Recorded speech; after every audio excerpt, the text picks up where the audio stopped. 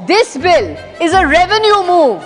It is a pure and simple revenue move. It is not a public health reform.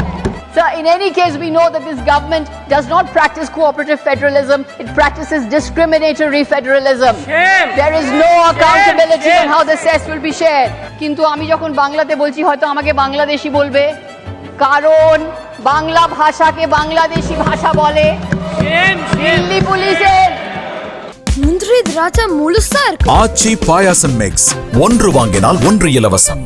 Sagarika Ghose. Thank you, Mr. Chairman, sir.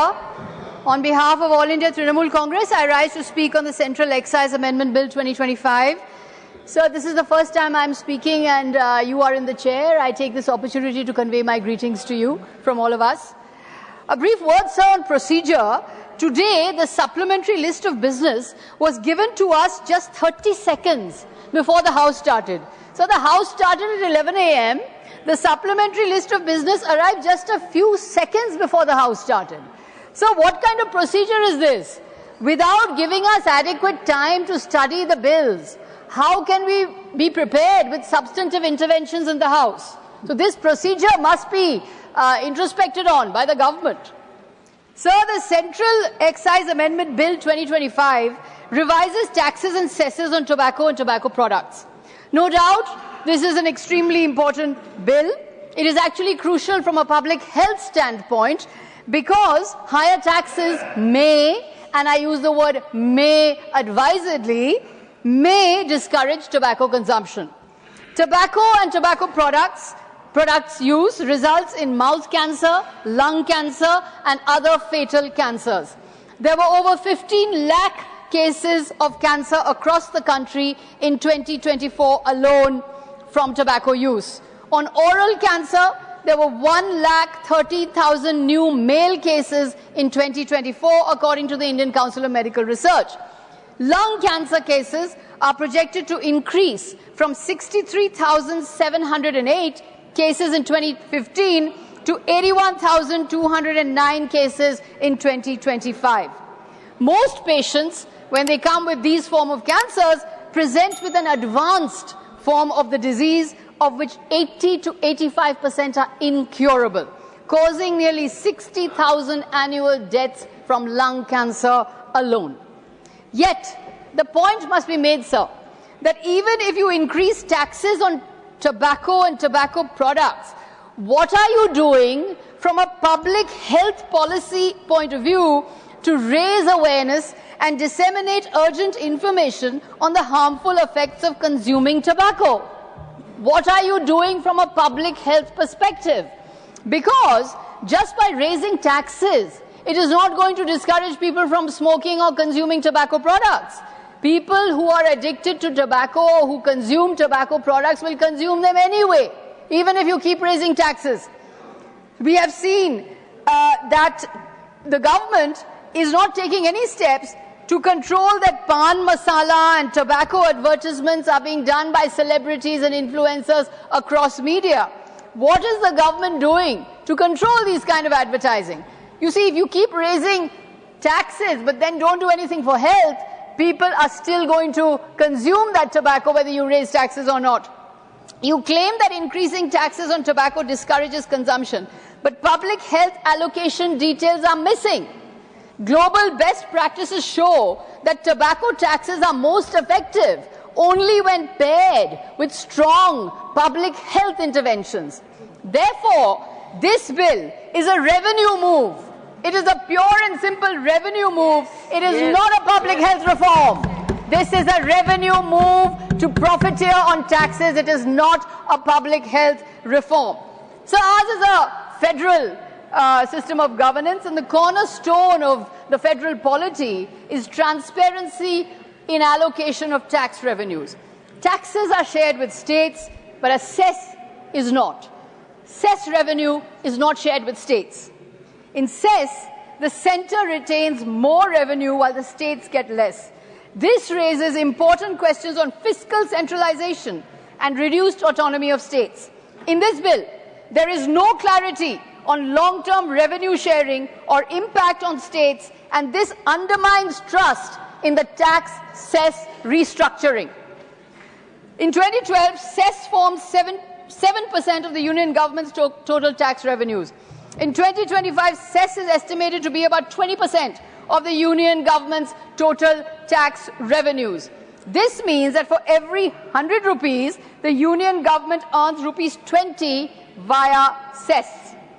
A Controller and Auditor General report exposed that in 2018-19, the union government withheld, sir, 1 lakh crore of the 2.75 lakh crore collected through various cesses in the Consolidated Fund of India, or the CFI. Rupees 10,000 crore of the road and infrastructure cess collected during the year was, I quote, neither transferred to the related reserve fund nor utilized for the purpose for which the cess was collected. More alarmingly, rupees 1.24 lakh crore collected as cess on crude oil in the past 1 decade had not been transferred to the designated reserve fund Oil Industry Development Board and was retained in CFI. The report further states that non-creation, non-operation of reserve funds makes it difficult to ensure that cesses and levies have been utilized for the specific purposes intended by the Parliament. What are the cesses and levies being used for? Where is transparency? Where is accountability on the part of the central government in the cesses and levies that it's collecting? In the early 1980s, the Sagarika Commission recommended that cesses and surcharges should be levied for a specific period only and for a limited time period only. In 2010, the Punchi Commission stated that extension of cesses and surcharge amounts to dilution of the recommendations of the Finance Commissions and deprive the states of their due share in central tax revenue. Rupees 5.7 lakh crore of cess and surcharge has been lying unutilized since 2019. So, the bill's tax cess structure centralizes revenue with the union government and reduces potential revenue for the states. It lacks transparency in how the cess will be used, raising extremely grave and serious concerns about federalism and the dues of states, as well as accountability of the central government. So, in any case, we know that this government does not practice cooperative federalism. It practices discriminatory federalism. There is no accountability on how the cess will be shared. So, the sharp excise hike in the bill will hit the poorest producers first, small farmers, BD units and tribal communities. The bill raises excise on all unmanufactured tobacco from 64% to 70%, increasing input costs for small processors and pushing thousands of MSMEs, BD manufacturers into distress. For Adivasi Tendu leaf collectors, women BD rollers and small growers across Bengal, Odisha, Jharkhand and Bihar, this translates into direct income loss and a serious blow to their traditional livelihoods. Excise duty accounts for 5% of the union government's revenue. As per the RBI, the divisible pool between states and centre has shrunk from 89% of gross tax revenue in 2011 to 79% in 2021. This despite the 10% increase in tax devolution to states as recommended by the 14th Finance Commission. So, there is no transparency in this bill on how revenues are going to be shared between states and centre. This is a bill which is going to increase fiscal centralization. It is going to deprive the states of revenue. It is going to deprive the states of autonomy. It is increasing the unaccountable centre's powers over monopoly of tax revenues, monopoly of cess.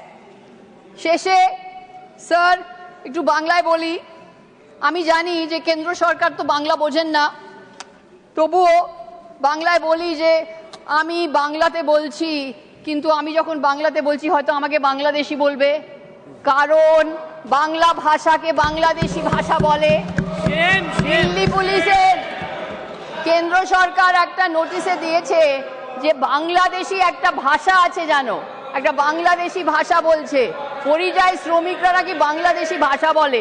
আমি বাংলাতে বলছি, আমাকে হয়তো বাংলাদেশি বলে তাড়িয়ে দেবে। যাই হোক স্যার, যারা শ্রমিক, যারা কাজ করে, যারা তামাক কারখানায় কাজ করে, যারা বাড়িতে কাজ করে, তারা সবাই একটা জিনিস চায় স্যার, মাইনে। মাসে মাসে মাইনে পাওয়া উচিত। মাইনে যদি না পায় তাহলে কি করে ঘর চলবে, কি করে বাচ্চাদের বড় করবে, কি করে খাবে, কি করে বাচ্চাদের স্কুলে পাঠাবে? মাইনে না থাকলে কি করবে স্যার? শ্রমিকরা কি করবে যদি মাইনে পাচ্ছে না?